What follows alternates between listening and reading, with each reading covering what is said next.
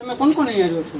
આયા અમે મારી 6 છોકરી ને હું 7 જણા અમે રહી છે. તમારા ઘરવાળા? મારા ઘરમાં વખત થઈ ગયેલા છે. કેટલો સમય છે? એના 3 વર્ષ છે. 3 વર્ષ. 3 વર્ષથી હું એકલી કમાઈને ખાઉં છું. મજૂરી તમે શું કામ ધંધો કરો છો? હું ગમે સુધી મજૂરી રોજ હોય કે રોજ પહેલી વીઘા ન તો હું ઘરે રહું તો ખવડાવું છું. ખવડાવું? બરોબર.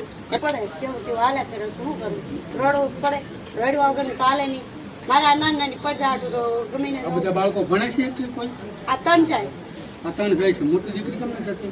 ઈ જાય છે. આ જાય આ ચારે જાય. 4 બાળકો જાય છે. હા. દર્શક મિત્રો, અત્યારે આપણે રેખાબેન હિંમતભાઈ મકવાણાના ઘરે આવેલા છે. એના સંતાનમાં 6 દીકરી છે અને હિંમતભાઈ ઓફ થઈ ગયા, ગેરહાજર થઈ ગયા અને આ લોકથી પરલોક સીધાવ્યા. એના આજે 2 વર્ષ થઈ ગયા છે.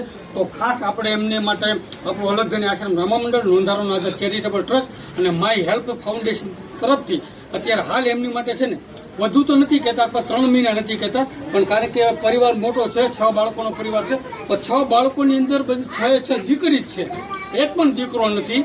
આવા પરિવારને ખૂબ જ મદદની જરૂરિયાત હોય તો ખાસ કરીને તો તમારા બધાના સપોર્ટથી જ આવા સેવાના કાર્ય કર્યું છે કે તમે બધા જો ફૂલની તો ફૂલની પાકડી જે તમે મદદ કરો છો ને, બસ આવા સેવાના કાર્ય અમે કરતા રહીએ છીએ.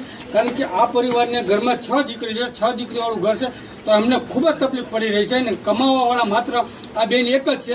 તો એમને મદદ કરવા નમ્ર વિનંતી, સૌ દાતાઓને નમ્ર વિનંતી. માય હેલ્પ ફાઉન્ડેશન લતાબેન પણ આપણી સાથે છે. તે બધાને પૂરું પાડે છે. જરૂરિયાતમંદ લોકો છે તેને કીટ પૂરી પાડે છે અને આવા લોકો સપોર્ટ કરો તમે, જેથી જરૂરિયાતમંદ લોકો સુધી વધારે પહોંચે.